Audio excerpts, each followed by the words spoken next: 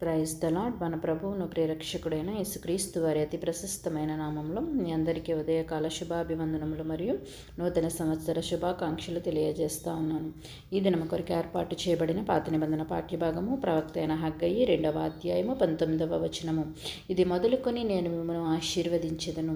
ఈ వాక్యమును మనము గమనించినట్లయితే ఇజ్రాయేలీలు దేవునికి విధేయులగుట వలన, ఆయన పనిచేయుట ప్రారంభించుట వలన దేవుడు వారిని దీవించదనని ప్రవక్త అయిన హగ్గయి ద్వారా తెలియజేస్తూ ఈ మాటను పలికినట్లుగా మనం చూస్తూ ఉన్నాము.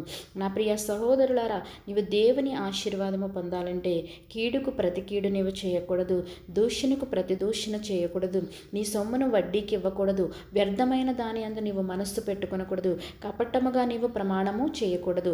ఇలా నీవు జీవించినప్పుడు నీవు దేవుని ఆశీర్వాదమును పొందుకునే వారుగా ఉంటావు. దేవుని ఆశీర్వాదము నీవు పొందుకుంటే గొప్పవాడవుగా నీవు ఉంటావు. నిన్ను ఎవరు కూడా ఏమీ చేయలేదు. నీకు అనేకమైన ఆధిక్యతలు కలుగుతాయి. భూమిని స్వతంత్రించుకుంటావు. అట్టి ఆశీర్వాదమును నీవు పొందుకోవాలంటే, దేవుడిచ్చే ఆశీర్వాదము పొందాలంటే నీవు ఏమి చేయాలని మనం ఆలోచన చేసినట్లయితే, మొదటిగా మనము ఉపకారము చేసేవారముగా ఉండాలి. రెండవదిగా నీతిమంతులుగా జీవించాలి, నీతిని అనుసరించి నడుచుకోవాలి. మూడవదిగా భయభక్తులు గలవారిగా మనము ఉండాలి.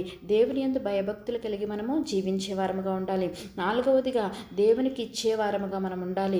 దేవునికి ఇచ్చుటలో ఉన్న ఆశీర్వాదమును మనము తెలుసుకొని ఆయనకి ఇచ్చుటలో మనము ఉత్సాహంగా ఇచ్చినట్లయితే దేవుడు మనల్ని ప్రేమిస్తానని, ఆశీర్వదిస్తానని, మనతో సహవాసము చేస్తానని ఒక వాక్యము ద్వారా తెలియజేస్తూ ఉన్నాడు. ఐదవదిగా మనము విశ్వాసము కలిగి విశ్వాస సంబంధులుగా జీవించాలి.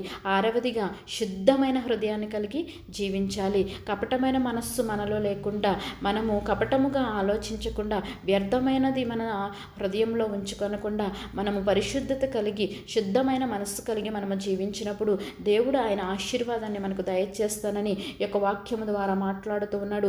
దేవుడిచ్చే ఆశీర్వాదంని మనం ఈ నూతన సంవత్సరంలో పొందుకోవాలంటే ఉపకారము చేసే మనస్సును మనం కలిగి జీవించాలి. నీతిని అనుసరించి జీవించి దేవునికి ఇచ్చేవారముగా ఉండి, మరి ముఖ్యంగా భయభక్తులు కలిగి జీవించేవారముగా, విశ్వాస సంబంధులుగా మనం ఉండి ఈ లోకంలో మనము జీవించినప్పుడు దేవుడు ఇది మొదలుకొని నేను మిమ్మల్ని ఆశీర్వదించదనని ఈ యొక్క వాగ్దానము ద్వారా ఈ నూతన సంవత్సరంలో మీ హృదయంలో, మీ జీవితంలో అది నెరవేరునట్లుగా మిమ్మల్ని ఆశీర్వదిస్తానని ఈ యొక్క వాక్యం ద్వారా మాట్లాడుతున్నాడు. దేవుడిచ్చే నూతనమైన వాగ్దానము మీ యొక్క జీవితాలలో నెరవేరునట్లు అట్టి కృప పరిశుద్ధాత్మ దేవుడు మనందరికీ అనుగ్రహించునుగాక. తలలు వంచి ప్రార్థనలు ఏకీభవించవలసిందిగా కోరుచున్నాను. మహోన్నతుడును మహాగణుడు అయిన మా ప్రియ పరలోకపు తండ్రి, నీ ఘనమైన శ్రేష్టమైన నామానికి లెక్కలేని వేలాది వందనములు, స్తోత్రములు చెల్లిస్తా ఉన్నాము ప్రభువా.